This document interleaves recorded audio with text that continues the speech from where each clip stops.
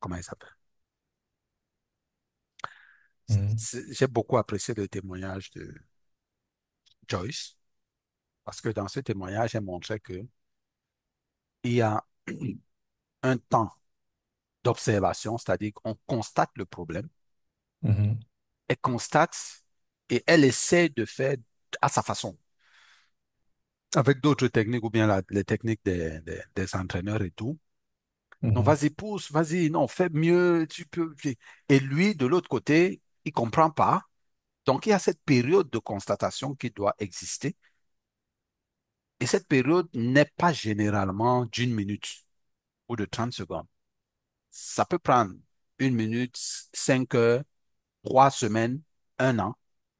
Parce mhm, que le temps d'être conscient du problème est une variable qu'on ne tient pas souvent en compte. Il faut être déjà, ça prend du temps d'être conscient d'un problème chez un enfant.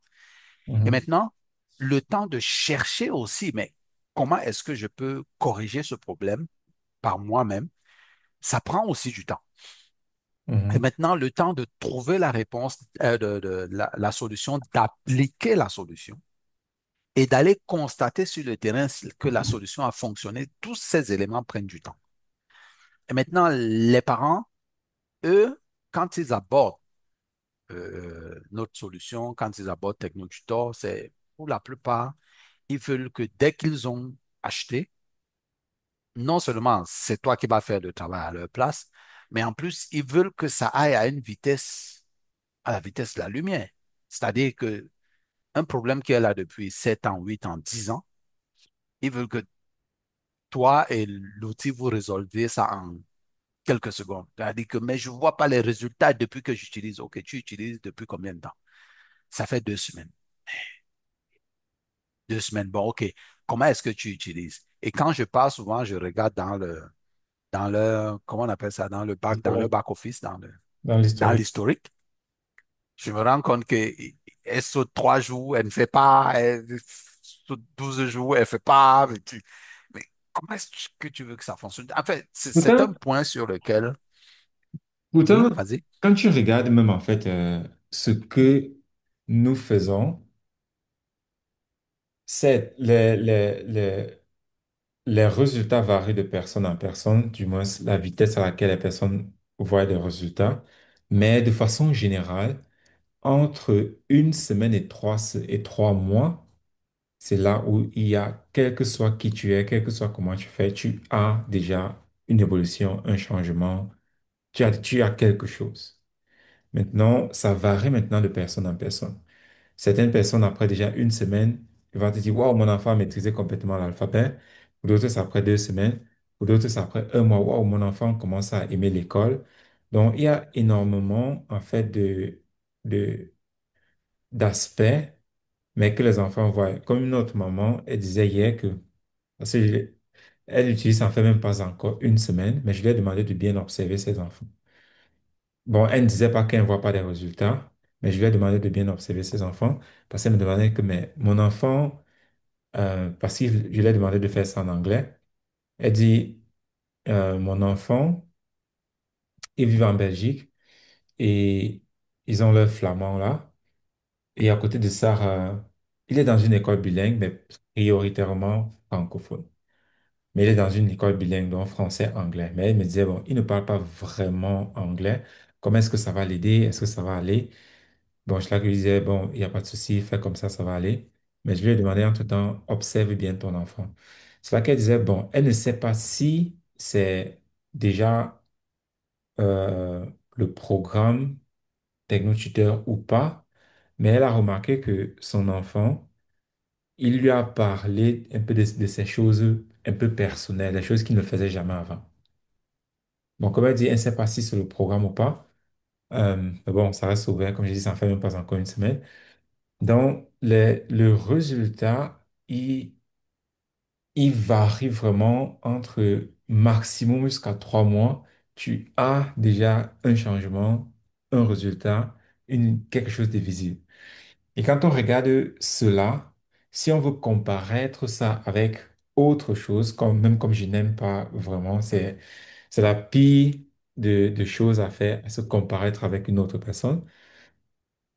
Mais quand on regarde euh, ce que les parents obtiennent comme résultat et vu le parcours qu'ils ont fait avant d'arriver chez nous, notre solution est exponentielle. Les résultats sont exponentiels.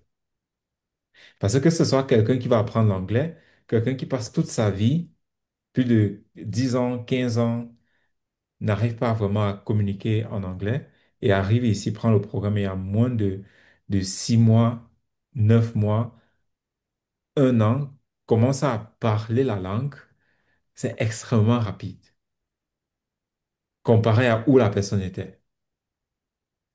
Et pareil, tu vois des parents qui, comme une autre maman avec qui nous travaillons aussi, elle est en Belgique, son garçon de 12 ans, qui est né en Belgique, a grandi en Belgique, à 12 ans, il est dans ce qu'ils appellent une école spécialisée, donc une école inférieure à l'école normale.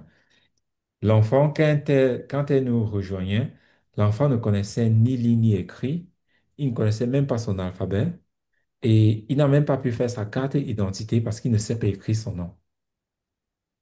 Mais il est à l'école, dans une école où on dit spécialisée, où elle est faite pour aider des personnes qui ont des problèmes dans l'apprentissage. Donc, elle devrait être encore plus efficace en ce qui concerne l'apprentissage. Et on travaille ensemble, ça fait déjà quoi, un mois, et l'enfant maîtrise déjà son alphabet en majuscule et en minuscule, il confond encore deux lettres, je pense, le U et le N. Donc, quand on voit ça comme ça, on peut se dire, oui, mais il ne lit pas encore. Il a passé 12 ans à l'école où il ne connaissait même pas son alphabet. Mais après un mois, il maîtrise déjà son alphabet majuscule et minuscule. Il y a encore deux lettres qui le confondent, le U et le N. Et quand quelqu'un dit, OK, ça ne va pas vite, moi je dis, mais tu compares à quoi? C'est comparé, tu es en train de faire la comparaison avec quoi? Et je pense que l'autre point maintenant aussi un peu clé que tu as dit, qui est parfois un très grand turn off pour les parents, turn off donc du genre qui refroidit les parents. Quand ils voient tous ces résultats, ils disent, waouh, ça m'intéresse, je veux, et ainsi de suite. Mais maintenant, ce qui leur refroidit, c'est qu'on dit, tu vas travailler avec l'enfant ou bien c'est toi qui vas montrer, aider l'enfant à utiliser le programme. Ils disent non, non, non, non, comment ça? Moi, non, je ne veux rien faire. Je veux que c'est quelqu'un d'autre qui le fasse. Je pense que ça, c'est beaucoup plus l'aspect qui refroidit beaucoup de personnes, beaucoup de parents, parce qu'ils ne veulent pas, en fait. Bon, on peut regarder pourquoi. Pourquoi est-ce que le parent ne veut pas, en fait, faire cela? Parce que le parent, soit il se sent incapable, soit il veut se débarrasser dans l'optique que non, non, non, je n'ai pas le temps, je ne veux pas le faire, je n'aime pas le faire. Et par conséquent, je veux que c'est une autre personne qui le fasse. Parfois, le parent dit non, quand je travaille avec mon enfant, il ne m'écoute pas, voilà pourquoi je veux une autre personne. Donc, il y a tous ces paramètres là donc on peut regarder. Parce que quand on dit, tu as le programme et tu vas utiliser ça avec l'enfant, c'est là que beaucoup de personnes, beaucoup de parents sont du genre, hein, comment ça? Je pensais que c'est vous qui travaillez avec l'enfant. Je pensais que c'est vous qui faites tout ce travail-là pour l'enfant. Alors, c'est un point très intéressant que tu viens de soulever, euh, le fait de cet abandon de la responsabilité du parent. Mhm. Euh, Déjà, moi, je vais souligner deux points importants, du moins que je trouve importants, sur cet abandon de la responsabilité. Premièrement, euh, les parents ont la façon dont ils ont été éduqués, c'est de leur dire que vous n'êtes capable de rien. C'est-à-dire que instinctivement, depuis qu'ils étaient petits, depuis qu'ils étaient jeunes, tu vois, on faisait taire les gens. Du coup, mais tu es qui pour parler? Tu n'as pas, tu n'es pas docteur en ceci, tu n'es pas. Tu vois un peu comment je vais utiliser, quel est le terme que je vais utiliser? D'auto- C'était une façon de. Tu D'autorité, dis? il y a une autorité qui te rabaisse toujours et Voilà, voilà, voilà, faire voilà, voilà. comprendre que tu n'es Exactement. rien. Mhm. Exactement. C'est-à-dire qu'ils ont ça. Il faut pas oublier qu'on a ça inconsciemment en nous. C'est-à-dire que ce truc d'autorité, je ne vaux pas quelque chose. Et c'est pour ça que quand toi, tu viens, c'est vrai que quand toi, tu viens, tu parles de TechnoTutor, de comment est-ce que des évolutions que tu as, il voit en toi une autorité que lui il n'a pas, tu vois. Et il se dit, OK, et comme il a été éduqué de cette façon depuis qu'il est né, qu'on lui a dit que l'autorité, c'est l'autre, c'est l'enseignant, c'est le professeur, c'est le directeur, tu vois, il se dit, OK, voilà quelqu'un qui a cette autorité que moi, je n'ai pas et qui peut l'exercer sur mon enfant. Donc, ça part déjà du principe que lui-même, il a été éduqué comme ça. C'est une éducation qu'il a à l'intérieur de lui qui est, je peux dire, entre guillemets, devenue intrinsèque. C'est devenu sa personnalité. Mais il ne le ressent pas parce que s'il doit discuter avec ses amis, il se considère comme une autorité. Tu comprends? S'il doit discuter il se considère comme une autorité et il peut faire valoir cette autorité. Mais sauf que c'est un programme très insidieux. Il est très pernicieux. Il est un peu comme, il se cache. Mais il tire vraiment les manettes dans la vie de chacun d'entre nous. Et je l'ai vu dans ma personnalité, et je continue à la voir parce que de toutes les façons, on en a parlé un peu avant le début de cet enregistrement. Donc, il y a ce premier point-là. Le deuxième point que je souligne et que je trouve qui n'est pas non plus négligeable, c'est que le parent a vraiment, quand il a vu son enfant, il a vu les difficultés de son enfant, il a pris les armes. Tu comprends? Il s'est armé. Il a dit que je vais bagarrer contre cette difficulté. Mais après 12 ans de bagarre et après 12 ans d'échecs successifs, il se dit, je ne suis vraiment pas la personne. Parce que si j'ai bagarré 12 ans et que je n'ai eu aucun résultat, que je suis allé d'échec en échec, en échec, en échec, c'est que je ne suis pas la personne qu'il faut. Tu vois? Parce qu'il y a une accumulation d'échecs qui s'est remplie là et il ne s'attendait pas à ce que ça prenne autant de temps. Et ces échecs plutôt ont donc érodé la confiance qu'il a en lui à résoudre le problème de son enfant. Donc, je peux ajouter ça à ce lot parce que ce n'est pas son occupation dans la journée qui le submerge. Non. Un parent, je t'assure, il est prêt. Parce que quand il voit son enfant, son fils, il est prêt. Il est prêt à faire tellement de sacrifices. Mais ces échecs successifs, incessants pratiquement, ont, et, ont entamé un peu la foi qu'il avait dans la capacité de résoudre le problème de son enfant. Et là, ces deux points entrent un peu dans ce qui refroidit les parents. Ils se disent, c'est toi qui peux. Parce que il a trop essayé. Et maintenant, il y a un troisième point que tu soulignes d'habitude et que j'adore vraiment, c'est que où est-ce qu'il a pris la formation pour élever ses enfants? Nulle part. Il n'y a aucune école qui forme les parents à élever les enfants. Il n'a aucune technique. C'est comme l'exemple que tu aimes prendre du chirurgien, là. Tu viens devant un chirurgien, il te dit que j'adore la chirurgie, mais je n'ai jamais pratiqué. Est-ce que, tu vois, et la façon dont tu la racontes, ces trois éléments posent un peu les bases de pourquoi est-ce que les parents se rétractent, surtout dans ces cas-là. Pourquoi est-ce qu'ils se rétractent? Pourquoi est-ce qu'ils trouvent que Moi, je citerai ces trois éléments dans la raison des parents. Et comme solution à ça, je leur dirais que mais c'est exactement pour ça que Technotutor doit être utilisé par le parent. Parce qu'il doit guérir déjà ces trois éléments. Premièrement, il doit guérir ce programme inconscient qu'il n'est pas une autorité. Ça, c'est première chose. Deuxièmement, il doit guérir des blessures, des échecs qu'il a reçus, des échecs répétés qu'il a reçus parce que son enfant avait des difficultés. Parce qu'il les a pris personnellement. Comment dire ça? Il s'est identifié à ces échecs au point qu'aujourd'hui, il se sent incapable. Il faut guérir ça. Et ça, TechnoTutor le guérit très bien. Et troisièmement, ce que tu disais, c'est, et et c'est pour ça qu'on est là, pour l'accompagner avec son enfant et tout et tout. Donc, moi, je citerai ces trois éléments. Je sais pas ce que toi, tu citerais en plus de ceci. Est-ce que tu as vu d'autres points? Est-ce que... Ouais. Parce que, euh, ah oui, il y a aussi un autre élément. Il y a aussi un autre élément Mhm. que, attends, j'envoie ça. Il y a aussi un autre élément que Avery Williams, je sais pas si c'est Avery Williams qui le mentionne constamment, mais cet élément-là, c'est le fait que on a perdu confiance en soi-même parce que nous-mêmes, nous avons été à l'école.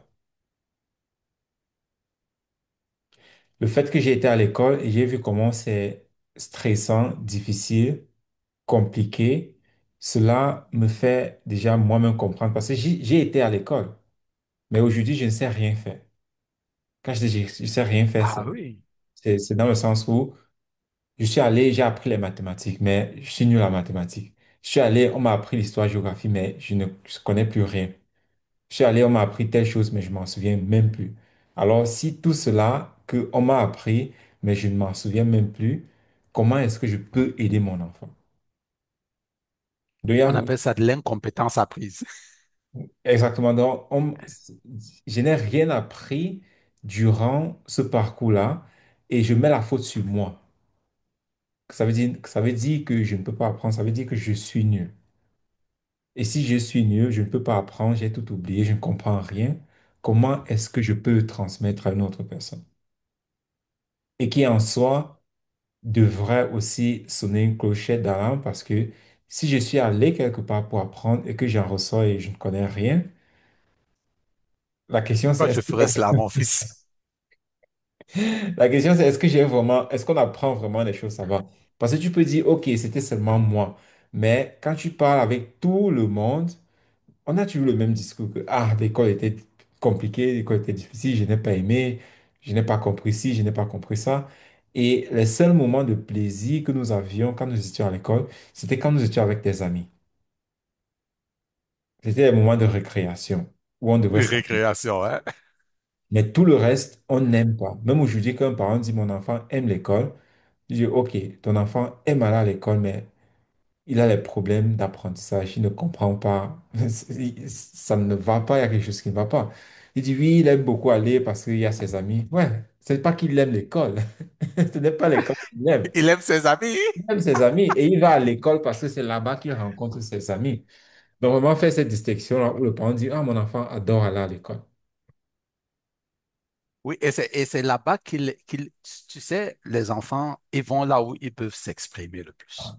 C'est-à-dire qu'ils peuvent exprimer, ils peuvent être expansifs. Et souvent, à la maison, c'est pas le cas. Tu vois, un peu comme le cas que tu me citais de, de- du, du parent qui disait que ça fait juste une semaine que, mais l'enfant est venu lui confier un certain nombre de choses. Parce qu'à l'école, il peut s'exprimer. Il sent cette liberté d'exprimer, que ce soit de façon verbale, que ce soit de façon physique, c'est-à-dire avec les gestes, euh, en jouant, en... C'est comme s'il a la possibilité d'être lui-même quand il est avec ses amis. Il a cette possibilité encore, qui ne lui est pas forcément acquise en dehors du cercle de ses amis qu'il s'est fait à l'école. Et ça rend la tâche encore plus difficile parce que, je veux dire pour les parents, parce que quand tu vois, c'est comme si le parent a oublié cette période de sa vie. Je prends un exemple pour expliquer ce que je veux. Quand nous étions petits, on jouait au football, on jouait dans le coin. Et puis quand tu tirais la boule, ça allait tomber chez une maman là-bas. La façon dont la maman là venait en colère pour nous brimer, mais c'est comme si elle avait oublié la séquence de jeunesse que elle-même elle a eue. Dernièrement, je revenais de chez ma mère. La semaine dernière, oui. La semaine dernière, je revenais de chez ma mère. Et le couloir, j'ai pris un couloir dans lequel, parce que là où ma mère vit, c'est là où je suis né. Mhm, Et ce quartier-là a un peu gardé les rudiments. C'est vrai que ça a changé, mais il y a un peu quelques éléments de l'époque quand on était jeune. mhm, Et je suis passé donc, et il y a un petit couloir qui est fini, qui a disparu aujourd'hui. Mais ce petit couloir, on jouait au football là. Donc tout enfant. Et il y avait un jeune garçon qui était complètement extropié. On lui avait fabriqué, il n'était pas extropié, il avait des difficultés de. Il se mouvait pas bien. Ses pieds n'étaient pas comme nos pieds, quoi. Donc, on lui avait mis des trucs en fer pour tenir. Et, mais il venait jouer avec nous, tu vois. Et tu vois un enfant qui a des trucs en fer, il vient jouer au football avec nous. Tu sens que le choc, il sera pas. Ouais. Donc, dans ce couloir-là, on jouait au football. Et me voici qui vient. Je suis en train de venir. Non, je suis en train de revenir de chez ma maman. En passant, j'avais laissé les enfants, ils étaient en train de jouer. Et quand on était petit, quand un adulte venait, on disait pause, pause, pause, t'as mort, t'as mort, t'as mort, t'as mort, pour que les gens s'arrêtent. Mais parfois, on ne le faisait pas parce qu'on est dans c'est dans l'engouement du l'action. jeu et tout. On est dans l'action et tout. On ne le faisait pas. Donc, moi, en venant, je suis un papa, il me, il ne me voit littéralement pas. Et moi, ça ne me gêne pas, je passe. Parce que je sais ce que c'est que cet âge-là. Et en revenant donc de chez ma maman, ils sont en train de jouer, ils sont en train de jouer. Ils me revoient encore, je suis en train de revenir. Et il y a l'un d'eux qui a crié quand même, t'as mort, t'as mort. Et moi, ça ne me gêne pas qu'ils ne disent pas t'as mort. Et un enfant a donc tiré le ballon, ça m'a frappé à la figure. Tu vois? Mais je suis passé. Je n'en ai pas fait cas. Parce que je me rappelle comment moi j'étais quand j'avais leur âge. Et aujourd'hui, c'est comme si les parents ont oublié cette période de temps. Ils ont oublié l'engouement, la joie, la frénésie qui accompagne cette jeunesse. Et les accablements de la vie, peut-être, je vais dire ça comme ça pour être de leur côté, leur ont fait oublier que cette période-là, les enfants n'avaient pas, c'était pas nos parents qui étaient nos amis intimes. C'était pas nos parents qu'on venait dire nos confidences et nos petites choses. Tu vois, on a oublié ça. Et l'erreur, et je peux le dire en sachant, l'erreur que les parents font, c'est que ils veulent quitter des personnes très distantes qui sont avec leurs enfants à devenir des amis intimes avec leurs enfants. Ça ne se passe pas comme ça. C'est une erreur. C'est une grave erreur. Du moins, vous ne pouvez pas être des amis intimes de votre enfant du jour au lendemain. Parce que ça prend du temps. Vous ne l'avez pas été. Je n'ai jamais été ami intime avec mon père, hein. Jamais. Et je n'attendais pas ça de mes enfants. Je les amenais petit à petit. Elles s'ouvraient beaucoup à moi, ça c'est clair. Mais parce que c'est un travail que je faisais, c'est un travail que je faisais, je les amenais à me faire confiance, à me parler de leurs petits bobos. La première rencontre amoureuse de ma fille aînée, c'est moi qui l'y ai accompagnée. Ce que mon père n'aurait jamais fait de toute sa vie. Tu vois, encore moins ma mère. Tu vois, mais pourquoi est-ce qu'elle a voulu que je l'accompagne? Mais c'est parce que j'avais fait un travail et puis je décriminalisais un certain nombre de choses. C'est un gros travail que les parents, aujourd'hui, je ne sais pas, ou on a oublié ça, ou on ferme simplement les yeux. Mais les parents doivent comprendre que l'amitié, pourquoi l'enfant aime l'école? Parce qu'il trouve ses amis là-bas. Il se détend avec eux là-bas. Il peut être, entre guillemets, lui-même là-bas. Et à la maison, c'est un peu genre la brigade. C'est un peu genre, il faut se comporter comme ça. Souvent, en tout cas, je parle beaucoup plus de la façon dont nous on est ici. Tu vois, vous êtes en Occident, je n'y ai jamais mis les pieds, Ici, ici, c'est, mais ici, c'est un peu plus, c'est plus difficile. Et c'est ça que très peu de parents s'en rendent compte. C'est que l'éducation d'un enfant en Occident, il est plus complexe et plus difficile. Parce qu'il y a plusieurs facteurs que le parent doit à faire avec, qu'il n'y a pas, par exemple, quand nous sommes chez nous en Afrique. Tout ce que tu as énuméré là, ça fait déjà partie de ce que le parent va aussi avoir à faire étant ici. À côté de ça, maintenant, il y a la discrimination, le racisme, la culture qui est différente. Donc, à côté ici, il y a encore tous ces autres paramètres-là que l'enfant a à faire avec, que par exemple chez nous en Afrique, on n'a pas.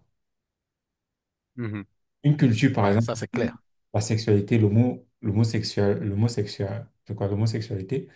Chez nous en Afrique, Yes. c'est déjà quoi? Mais ici, c'est normal. Où ils commencent déjà même à apprendre sur aux enfants depuis qu'ils ont 3 ans, 4 ans, 5 ans. Chez nous en Afrique, c'est... Non, c'est inadmissible. Tu peux pas faire une chose pareille. Donc, tu vois qu'il y a déjà, il y a encore ça que le parent doit faire face avec, la culture qui est différente. Nous sommes dans un environnement différent, le racisme, la discrimination, tout ça, que l'enfant subit aussi au quotidien, que le parent doit faire face à ça. Donc, ce qui fait que l'éducation d'un enfant ici, il est plus difficile que l'éducation d'un enfant en Afrique. Mhm. Surtout pour un parent africain. Surtout voilà pourquoi beaucoup d'enfants africains qui naissent en Europe, ils n'arrivent pas loin dans leurs études. Très peu, très très peu sont ceux qui finissent le bac et vont à l'université. Très, on les compte du doigt. Ceux qui finissent le bac et vont à l'université. Sinon, la majorité arrête l'école, ils Et arrêtent c'est un l'école, fléau. ils arrêtent l'école, ils arrêtent l'école, ils arrêtent l'école, ils arrêtent l'école. S'ils ont trop fait, c'est une formation. S'ils ont trop fait, c'est une formation. Peut-être ils sont nés ici et tant qu'on regarde en Afrique, on dit, waouh, en Europe, il y a une bonne éducation, tout cela. Peut-être, mais il y a beaucoup de facteurs, de paramètres qui entrent en jeu que le parent parfois ne voit pas ou bien ne sait même pas comment gérer cela. Parce qu'un enfant, et cela entre aussi énormément dans pourquoi est-ce que nous travaillons comme nous travaillons, parce que même si ton enfant a de très bonnes moyennes, disons en mathématiques, parce que tu veux un répétiteur qui aide ton enfant en mathématiques. OK. Le répétiteur vient, il parvient à amener ton enfant peut-être à 10 sur 20, à peut-être 15, 16 sur 20. Là, tu vas dire, OK, cool, mon enfant est bon en mathématiques. Mais cependant, il ne s'exprime pas, il est timide, il n'a pas de confiance en lui, il n'a pas d'estime de soi. Tu gères ça comment? Tu vas faire comment? Tu vas aller chercher un psychologue qui va travailler avec ton enfant sur sa confiance en soi, son estime de soi, son, son, sa confiance en soi, son estime de soi, sa timidité. Tu vas faire comment de ça? Et aussi, ce facteur-là, si tu dois trouver quelqu'un d'expert pour t'aider dans ça, combien est-ce que ça va te revenir? Parce que là, on Et a peut-être... combien d'espèces il te faudra? Et Oui, combien d'espèces il te faudra? Parce que combien d'experts il ce te n'est pas faut? la seule lacune que l'enfant l'enfant il aura. Déjà, combien d'experts il te faudra? Ok, l'enfant s'en sort bien en mathématiques. Qu'en est-il de la lecture? Qu'en est-il de la Il faut compréhension trouver un autre expert. pour une autre personne? Et tout cela remonte, ça fait de telle sorte que déjà, tu ne peux même pas t'en sortir. Et un autre facteur, c'est de un, nous gérons tout ça, mais de deux, toi, le parent, même si tu fais venir un répétiteur et même si t'en vas voir un psychologue, par exemple, lui, il s'assoit et travaille seulement avec l'enfant. S'il parvient à aider l'enfant, étant donné que toi, le parent, tu ne sais même pas pourquoi l'enfant est tombé dans cette situation, quelle est la probabilité que tu remettes l'enfant dans cette situation sans t'en rendre compte? Juste parce que tu ne comprends pas le développement, la psychologie de l'éducation de l'enfant. Il y a même des choses que tu fais sans t'en rendre compte qui sont en train de créer des problèmes chez ton enfant, mais tu ne t'en rends même pas compte. Donc, c'est un peu comme si, quand le parent n'est pas impliqué dans l'éducation de son enfant, c'est comme si ici on est en train de construire et toi ici le parent tu es en train de détruire sans t'en rendre compte. Et c'est toujours le cas quand on commence à travailler avec un parent. Il dit, je fais ça, on dit, non, pardon, ne fais plus ça. Surtout, ça que tu dis là, ne fais plus ça Ne fais parce que plus. c'est ce que c'est en train de causer ici. Et c'est difficile de dire ça à un parent tant qu'il n'a pas vraiment pris la décision de dire, OK, je veux aider mon enfant. Parce que sinon, tout ce que tu vas dire, ça va entrer d'un côté et ressortir de l'autre. Ou bien tout ce que tu vas dire, la personne va essayer de protester. La personne va essayer de protester, dit non, mais chut, avant, on ne faisait pas comme ça. Chez nous, on a fait plutôt comme ça. Avant, ici, on fait plutôt comme ça. Parce que la personne n'a pas encore pris la décision. Quand je dis prendre la décision, c'est dire, OK, je veux travailler avec vous. C'est ça, prendre la décision. Parce que quand tu prends la décision de travailler, par exemple, avec un médecin, tout ce qu'il te demande de faire, tu suis sa procédure à la lettre. Même si tu as des questions, tu poses tes questions après. Mais quand il te dit, OK, voici l'ordonnance, tu fais comme ça, comme ça, comme ça, tu suis ce qu'il fait, même si ça ne te plaît pas. Quand il dit, OK, tu vas boire, je ne sais pas quoi, la Nivaquine, c'est amer, tu ne peux pas dire, docteur, je déteste tout ce qui est amer, je ne veux pas ça. Tu ne peux pas. Mais tant que tu n'as pas encore pris son service, et il va dire la Nivaquine, tu vas dire, non, non, moi, la Nivaquine, là, c'est pas pour moi, je n'aime pas ce qui est amer. Et puis, tu vas aller continuer à pavaner, à tourner. Mais tant que tu n'as pas encore pris la décision de dire, OK, je veux cette solution-là, même ce qu'il faut faire, tu ne vas pas vraiment le faire, tu ne vas pas l'appliquer. Voilà aussi pourquoi le gratuit ne fonctionne pas. Parce que quand tu prends quelque chose de gratuit, tu n'as rien investi à l'intérieur. Et par conséquent, tout tu vas questionner, tout tu vas douter, tout tu vas discuter d'abord. Parce que tu n'as rien investi. Mais quelqu'un qui a investi financièrement, quand on dit, OK, tu fais ça, elle fait quand même, même si elle va poser des questions après. Parce qu'elle dit, OK. non, j'ai investi pour cela. Et dans le parent, déjà, qui dit, ah, je veux un répétiteur, qui prennent des répétiteurs, mais toujours l'enfant, ça ne va pas. On se dit, ah, mais pourquoi ça ne va pas? Et ainsi de suite. C'est parce qu'on ne comprend pas la psychologie de l'enfant. Et si nous travaillons comme ça, ce n'est pas parce qu'on veut te punir le parent, mais c'est en fait la meilleure solution pour toi et pour ton enfant. Parce que quand on voit les mamans, au départ, ils disent, ah, comment ça, moi-même, je n'ai pas été à l'école, moi-même, je ne comprends rien. On lui dit, non, ne te fais pas de soucis. Tu n'auras rien à réfléchir. Tout est déjà fait. Tu dois juste aider l'enfant, contrôler que tout se passe bien. Et à côté, c'est, tu dois aussi faire pour toi, toi-même, mais il n'y a vraiment rien que tu dois apprendre à l'enfant. Tu dois juste aider l'enfant à utiliser le programme. Des mamans qui parviennent à dire, OK, je vais alors le faire. Après 3 mois, 6 mois, un an, elle se dit, waouh, c'est magnifique. Pourquoi? Parce que ces enfants se développent dans tous les domaines, confiance en soi, estime de soi, lecture, compréhension, rétention, les maths, physique, chimie, les enfants commencent à comprendre tout ça, mais aussi à côté, parce que le parent suit aussi le programme, elle comprend donc comment elle-même elle fonctionne, elle comprend comment son enfant fonctionne, et plus elle comprend comment elle fonctionne, son enfant fonctionne. Ça crée donc cette connexion entre elle et ses enfants où ils sont plus épanouis, ils sont plus rapprochés et par conséquent, les enfants écoutent vraiment plus le parent. Parce qu'avant, le parent disait, ah, je parle, les enfants ne m'écoutent pas, je dois toujours crier, je dois toujours gronder pour qu'on fasse quoi que ce soit. Mais maintenant, après 3 mois, 6 mois, il dit non, maintenant, on parle et puis on fait ce qu'on a dit et puis on ne crie plus, on ne gronde plus, on n'a plus besoin de ça en fait. Mais si tu veux cela, alors c'est différent. Un répétiteur ne va pas te donner cela. Non, absolument pas. Absolument pas. Et une phrase que je pourrais utiliser pour résumer ça, c'est que la guérison du parent, de l'enfant plutôt, la guérison de l'enfant est consécutive à la guérison du parent. Parce que quand tu guéris, ça guérit ton enfant. Comment ça se passe? C'est comme ça que nous avons été conçus. Parce que il faut bien comprendre que tu ne peux transmettre à l'autre que ce que tu as. Et surtout à ton enfant, tu ne peux lui transmettre que ce que tu as. Donc, une fois que tu guéris, tu transmets la guérison à ton enfant. Et ça se voit, c'est vraiment patent, tu vois. c'est empirique. Quand quelqu'un regarde ça, il voit que c'est là. Sauf si, bon, il refuse de l'accepter ou bien il veut des bons de géants. Mais ça se voit, ces choses-là. Ça se voit, c'est palpable, c'est évident. Ce n'est pas quelque chose qui se cache, tu vois.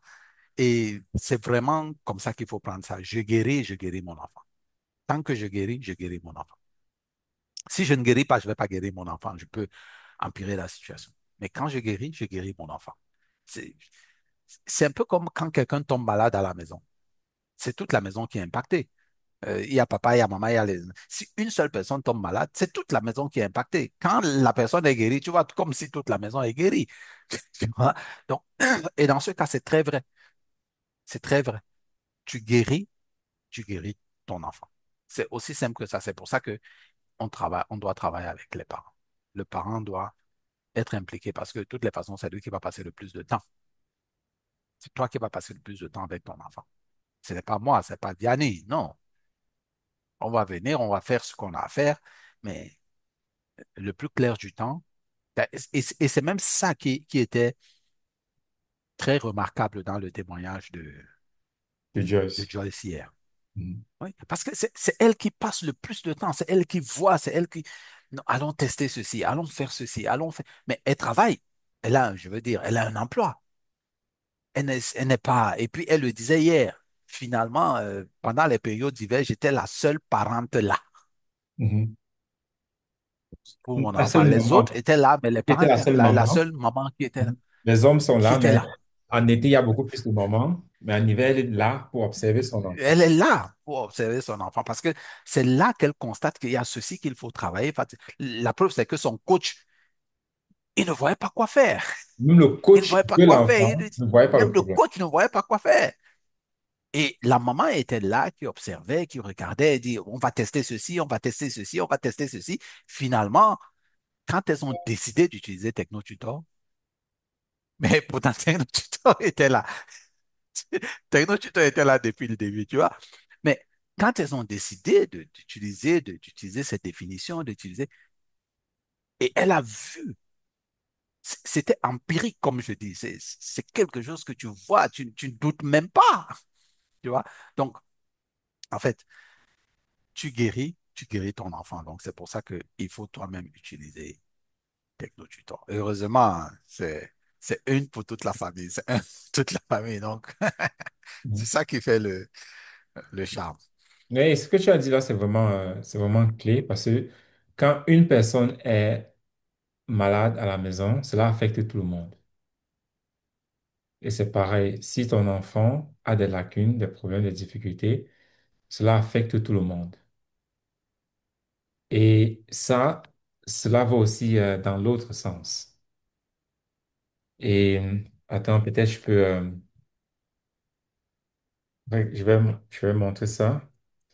Et c'est vraiment, c'est, quand j'envoie ça dans l'ordinateur, c'est, attends, là, transférer. Et ça, c'est en fait l'histoire d'un enfant qui, avec qui travaille aussi, il est son programme, lui et sa maman.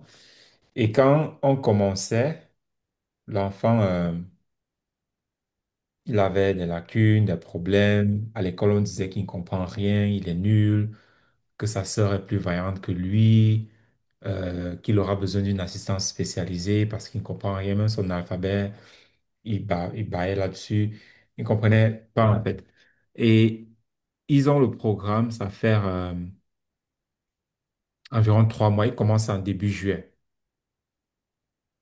Il commence à utiliser le programme en début juillet. Et voici une vidéo que sa maman m'envoie hier de ce que le garçon est devenu. Donc, il a 5 ans et ils utilisent le programme depuis début juillet. Bon, peut-être 3 mois, quelques Mhm, jours. Et quand on commençait, comme sa maman disait, il ne connaissait rien, même son alphabet, il ne connaissait pas.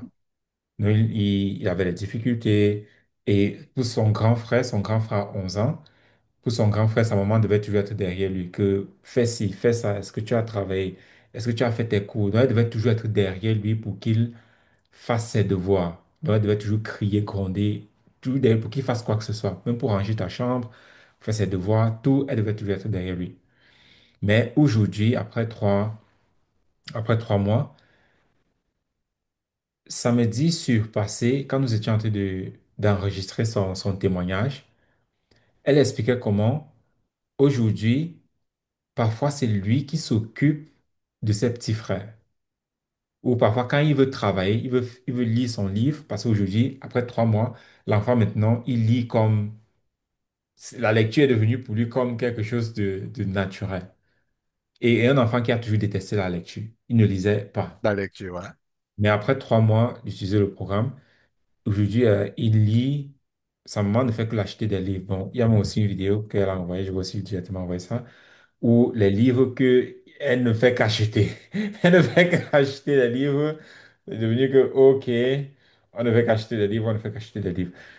Et aujourd'hui, maintenant, son garçon-ci de 3 ans, de 5 ans, il est arrivé à un niveau où c'est lui maintenant qui enseigne à sa sœur de 3 ans et demi. Oh, ça, magnifique, ça. Un enfant de 5 ans qui quitte il ne comprend rien à l'école, il est nul, il n'arrive pas à apprendre, ou en moins de 3 mois, c'est lui maintenant qui apprend à sa sœur.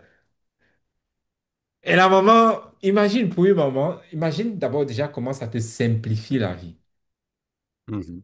Parce que comme on disait tout à l'heure, quand l'enfant est malade, ça affecte tout le monde. Tout le monde Toute tombe la malade famille. parce qu'il a les problèmes.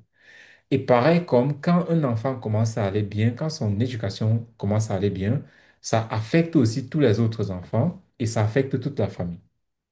Et c'est cet effet-là que nous avons ici comme ça. One, pas les fois. Tu- One, pas les fois. One, two, three, four, five, six, seven, eight, nine, 10.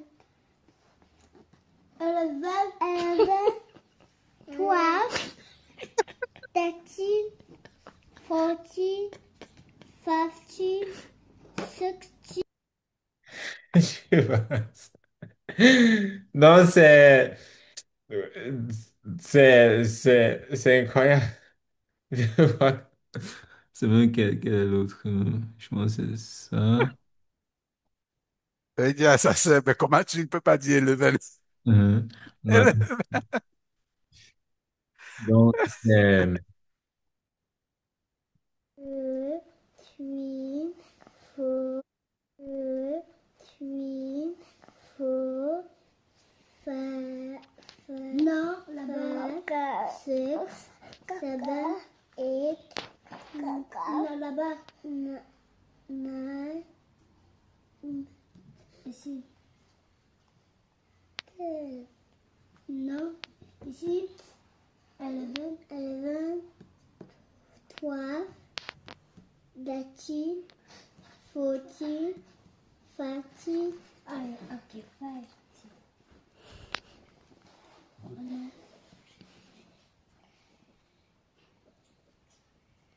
Magnifique, les amis. Magnifique, les amis. Magnifique, magnifique, magnifique, magnifique. Bravo. Tu vois, ça c'est. Et voici pour son garçon de 11 ans, voilà ces livres qu'il. Les livres. Oh, Non, c'est seulement les livres. Tout ce qu'il veut, ce sont les livres. Regarde, et tout là, il a tout lu ces livres-là. Et il dit, OK, c'est quoi là? Il veut. c'est quoi la suite? Il faut d'autres.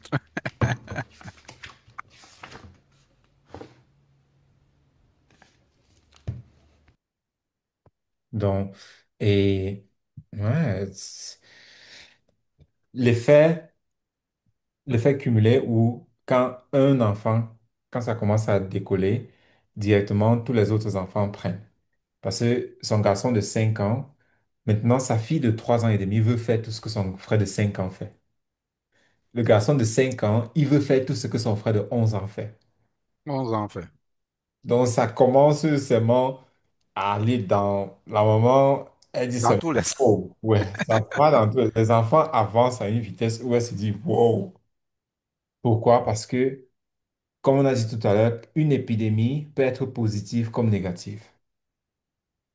On a l'épidémie où ça va mal, ça affecte tout le monde. Voilà pourquoi laisser son enfant aller dans une école spécialisée, c'est un couteau à double tranchant. Cet enfant s'en va dans un environnement où tout le monde est nul. Par conséquent, qu'est-ce qu'il va développer principalement? C'est aussi le même niveau. La nudité, la nudité, il faut le dire clairement, il va développer la nudité. C'est un peu, on le sait nous tous. Quand tu fréquentes les nuls, tu deviens nul. C'est pas quelque chose qui, il faut pas un diplôme, un doctorat, en doctoration, je sais pas trop comment on dit, pour, pour le comprendre. OK? Des écoles spécialisées, OK. C'est vraiment, vraiment, vraiment un couteau à double tranchant. Et il est beaucoup plus nocif qu'avantageux. Il est beaucoup plus nocif qu'avantageux. Très peu de personnes sortent de là. Oui. C'est encore heureux qu'il y en a qui sortent bien, mais on ne va pas, tu vas pas risquer. C'est comme jouer aux courses, là, ou tiercé, ou Mhm. est-ce que je vais Pas le risquer terrain. l'avenir, la vie de mes enfants, de ma famille? Ça, c'est, je doute que ce soit une bonne solution. Donc, voilà, c'est, c'est un peu ça. Donc, le parent est inclus dans l'éducation de l'enfant. Et quand on dit inclus dans l'éducation de l'enfant, ce n'est pas juste que tu as envoyé ton enfant à l'école ou bien que tu as payé pour un répétiteur. Ça, ce n'est pas ce qu'on parle. Parce que beaucoup de parents disent que oui, je suis impliqué dans l'éducation de mes enfants parce que euh, je les envoie à l'école, je paye des répétiteurs, parfois je fais des exercices avec eux à la maison. Oui, ça, c'est déjà un départ. Mais si tu veux vraiment que ton enfant soit épanoui, qu'il apprenne vraiment, qu'il avance un peu comme ses enfants-ci, il y a une autre responsabilité que tu dois aussi prendre. Et comme nous avons bien expliqué ici, il y a cette peur-là qu'on se sent incapable d'aider son enfant. Et cela vient de l'école. C'est à l'école que nous avons développé ça parce que nous passons tellement d'années à l'école, mais quand nous sortons, quand on sort, on dit, ouh, enfin. Et après, on envoie l'enfant là-bas comme si de rien n'était et on espère que l'enfant fasse mieux. Donc, c'est pas Ouais. possible. Voilà pourquoi toi, tu dois être impliqué dans l'éducation de ton enfant. Faire des exercices, c'est une chose, mais comprendre comment ton enfant se développe, comprendre la psychologie du développement du cerveau de ton enfant, c'est un aspect très clé pour l'épanouissement de ton enfant et pour ton propre épanouissement. Parce que si tu rates cette partie-là, même si ton enfant a des bonnes moyennes à l'école, tu ne seras pas équilibré parce que ce sera le genre d'enfant que... Et c'est ça que beaucoup de parents rencontrent où l'enfant, malgré le fait qu'il est bien à l'école, en termes de moyenne, c'est un enfant qui est soit timide ou bien un enfant qui devient complètement délinquant. Et le parent se dit, mais qu'est-ce qu'il a? Pourtant, il est bien à l'école, il est intelligent, mais pourquoi est-ce qu'il fait des trucs comme ça? Oui, c'est parce que tu ne comprends pas la psychologie de ton enfant. Voilà pourquoi tu dis, mais comment est-ce qu'il peut faire des choses comme ça? Et c'est ça que nous voulons éviter. Éduquer un enfant, ce n'est pas juste est-ce qu'il a des bonnes moyennes à l'école, mais vraiment, c'est de développer un individu vraiment stable et complet. Yes. De toutes les façons, je crois qu'on devra faire même une autre émission sur la différence entre la scolarisation et l'éducation. Donc, on peut Parce faire que ça la semaine prochaine. Hein. ouais, Donc, les gens confondent beaucoup ça, ouais, la scolarisation et l'éducation. ouais, un peu comme cette maman-là qui dit, Alors, mon je vais enfant est noter. mal à l'école, mais il n'aime pas apprendre. Il dit, mais ça veut dire qu'il n'aime pas aller à l'école. Mais oui, il est trop content le matin, il va aller à l'école. Oui, mais il ne va, pour lui, il ne va pas à l'école. Il s'en va rencontrer ses amis. C'est différent. Ses amis. OK, le sujet de la semaine prochaine est déjà calé. Mhm. Scolarisation versus éducation. Ouais. Donc, il faut faire des commentaires, dire ce que vous voulez comme sujet pour qu'on traite, qu'on y apporte notre touche avec les outils que nous utilisons. Donc, c'est cool. Ok, super. Donc, à la semaine prochaine. Ciao, ciao, ciao. Bye bye.